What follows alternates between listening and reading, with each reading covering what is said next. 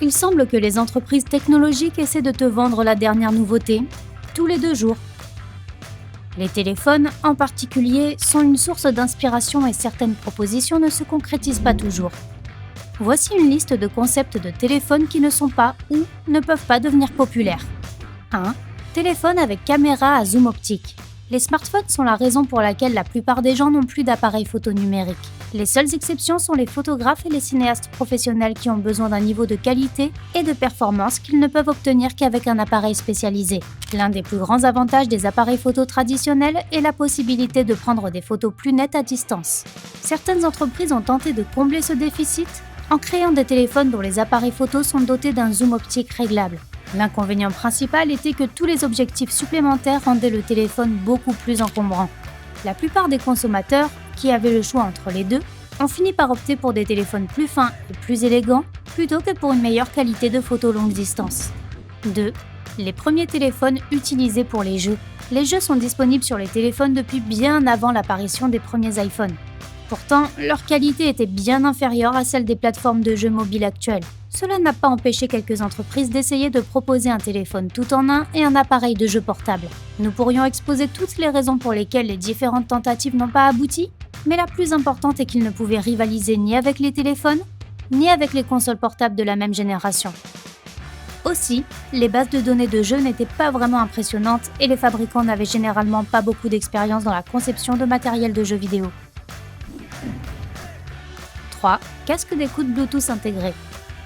Les appareils main libres sont particulièrement utiles lorsque tu conduis. Et tu peux voir ce que les designers ont voulu faire en introduisant des téléphones équipés d'un casque Bluetooth amovible. Les écouteurs se branchent à l'arrière du téléphone pour le stockage et le chargement. Malgré leur côté pratique, les téléphones de ce type n'ont jamais vraiment eu de succès. Le plus gros problème était que les écouteurs devaient être suffisamment petits pour ne pas rendre le téléphone trop encombrant. Les composants plus petits réduisaient sensiblement la durée de vie de la batterie et la qualité audio. 4. Affichage 3D. Avatar de James Cameron a fait fureur en 2009 avec l'utilisation exceptionnelle de la 3D. Il n'est pas surprenant que les fabricants de smartphones aient décidé de suivre le mouvement et aient lancé les premiers téléphones en 3D quelques années plus tard. Ces appareils permettent aux utilisateurs de visionner, de créer et de partager des images et des vidéos en 3D sans lunettes spéciales. Malheureusement, bien que certains téléphones 3D aient fait des ventes intéressantes, leur concept n'a jamais vraiment décollé. L'un des plus gros problèmes était le manque d'applications tierces supportant la fonction. Par ailleurs, le fait que de nombreuses personnes aient souffert de nausées en regardant des images en 3D sur un portable n'a pas aidé. 5. Téléphone transparent. Étant donné que des entreprises y travaillent depuis 2009, on pourrait penser que les téléphones transparents seraient désormais la norme. Le principal problème est que toutes les piles et les circuits doivent être placés quelque part. Et comme il n'est pas possible de les mettre derrière un écran, il ne reste plus trop d'options. Un autre problème est que tu as 2 images superposées avec un écran transparent. Il y a l'image sur l'écran et puis ce qui se trouve derrière. Si tu ne l'orientes pas vers un mur vide, tes yeux auront du mal à savoir sur quoi se concentrer. Tu peux résoudre en partie ce problème en augmentant la luminosité, mais cela va réduire la durée de vie de la batterie. 6. Manette de jeu. Les jeux sur mobile ont beaucoup évolué depuis le début des années 2000. Il est donc cohérent que certains essaient de créer un smartphone moderne axé sur les jeux. Le résultat a été un smartphone doté de commandes de jeu rétractables et de boutons intégrés, ainsi que d'une bibliothèque de jeux complète. Mais le plus gros problème s'est avéré être le manque de demande. Les commandes sur écran tactile fonctionnent parfaitement pour la plupart des joueurs et des jeux. Il est également possible d'acheter des contrôleurs Bluetooth et micro USB qui permettent de transformer n'importe quel téléphone en console portable. 7. Projecteur intégré. La principale limite du smartphone, c'est la taille de l'écran. Les tablettes et les ordinateurs portables sont plus grands mais moins pratiques. Les projecteurs semblaient être une solution évidente. Les premiers téléphones dotés de cette fonction intégrée ont été lancés en 2010, mais n'ont jamais vraiment décollé. Le principal problème résidait dans la difficulté d'équilibrer la taille, la luminosité et la qualité de l'image. En plus, les téléphones projecteurs doivent rivaliser avec les projecteurs modernes de très bonne qualité et les nouvelles technologies. 8. Téléphone à double écran. Nous avons tous entendu parler de présentoirs pliables en plastique souple ou des nouveaux types de verres flexibles. Mais il y a eu d'autres tentatives de téléphones multi-écrans au cours de la dernière décennie. Certains de ces premiers modèles consistaient en 2 écrans qui se pliaient comme une coquille. D'autres avaient un écran principal qui était toujours orienté vers l'extérieur et un écran secondaire qui se glissait par derrière. Bien que cela ait été super pour offrir un grand écran dans un ensemble plus petit, il n'était pas possible de cacher la ligne évidente où les 2 écrans se rejoignaient. La charnière créait également un point faible dans le design du téléphone qui le rendait vulnérable à une usure et détérioration plus rapide. 9. Tablette. Il y a 6 ans, les tablettes étaient censées faire aux ordinateurs ce que les téléphones portables faisaient aux téléphones fixes. Mais ça ne s'est pas produit. Tout est une question de commodité versus utilité. Les smartphones sont assez petits pour tenir dans ta poche.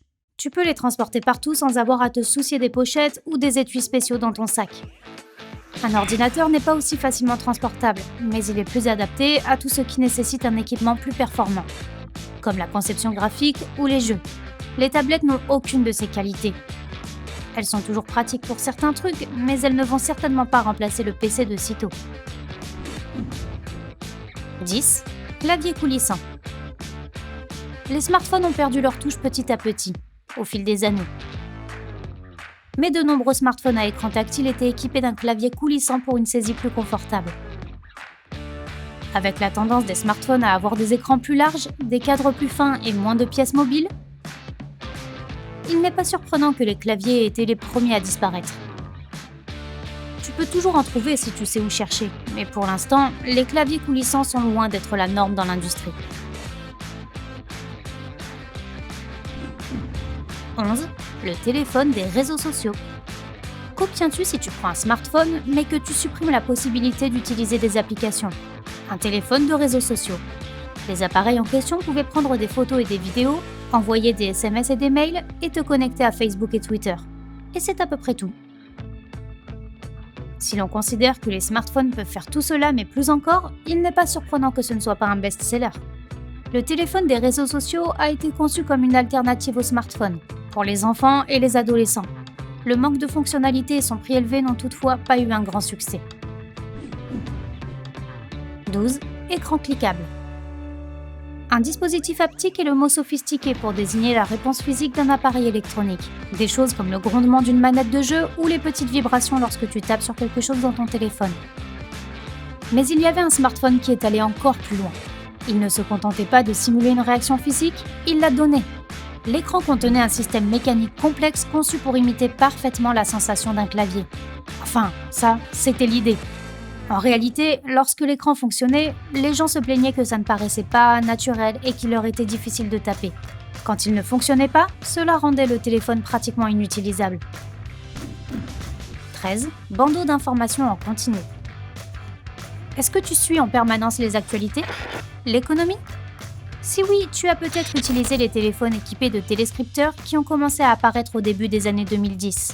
Le bandeau était sur la partie inférieure de l'écran et fournissait des mises à jour constantes sur la météo, les actualités et les cours des actions, ainsi que des actualisations des réseaux sociaux. Le problème était que le bandeau prenait trop de place, mais était aussi trop petit pour fournir beaucoup d'informations. Le concept n'a pas vraiment fonctionné parce qu'il n'offrait pas suffisamment d'avantages par rapport aux notifications pop-up.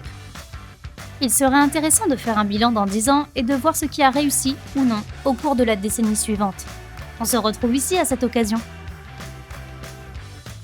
Si tu as appris quelque chose de nouveau aujourd'hui, alors clique sur j'aime sous la vidéo et partage-la avec tes amis. Et voici d'autres vidéos sympas que je pense que tu vas apprécier. Il suffit de cliquer à gauche ou à droite et de prendre la vie côté sympa.